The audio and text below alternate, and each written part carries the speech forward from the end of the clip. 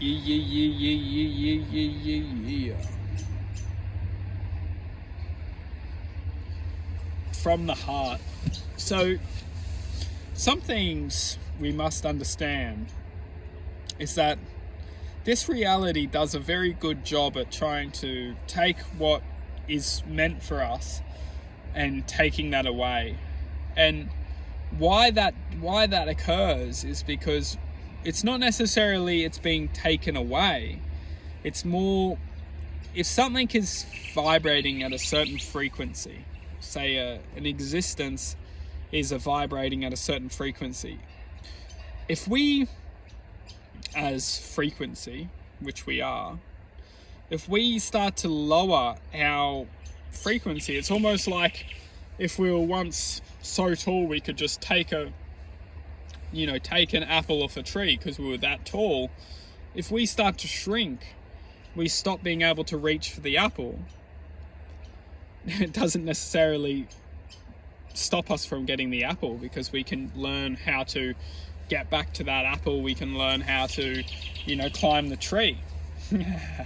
That's the most beautiful thing we can ever do, is if something's taken away from us, we can always use our minds to use our imaginations. We can always link our imaginations to that destiny of existence. And that's the most beautiful thing we can ever do, is realize that if anything's taken away from us, we can always make our way back to that existence.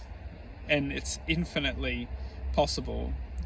Even if we, that apple will always fall off the tree at the right moment. So as long as we're ready to catch it, we'll be there. And that's part of the grand design of reality in our existence, is that if something's taken away from us, we will always be reunited with that existence as long as we're patient. And patience is such a key element to our existence, because a lot of the time what will happen is we'll sway with reality, and we'll go back and forward. And what we're doing is we're ultimately resembling a frequency ultimately what we're doing is coherently swaying with the higher self, and we're learning to fill in the gaps between our existence and the higher speed of reality, which is vibrating at a frequency outside of this auric field. And that, when we're swaying with the higher self, we're ultimately interpreting what's disconnecting and what's reconnecting. What existences are we doing to implement a deeper connection? And when we start to recognize and honor that, the closer we unite, the greater the channeling becomes. And when we do that, we understand that, okay, some things are here for us to learn.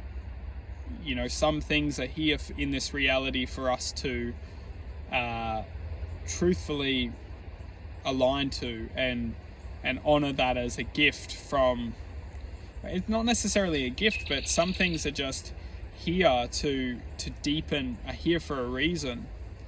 And what's crucial is to understand that the things which are here for a reason are here to serve to that greater knowledge, because ultimately when we're connected with the higher self, the divine, we can flow from that frequency. So in essence, we can bring a lot of contentment into this reality, because this reality, it can very much easily be suppressed from contentment. It can be suppressed from satisfaction. It can be suppressed because this reality is very hard. It's very tough. It's very, the frequency of this existence, it's really here to bring the challenge into this reality. It's really here to bring the challenge to us as awareness within this speed of sound. And that's why if we can channel the the higher self's awareness into this reality, it can really help us create a level of contentment which can protect us from all the forces of which are trying to manipulate our happiness and trying to take control of our potential of the higher self.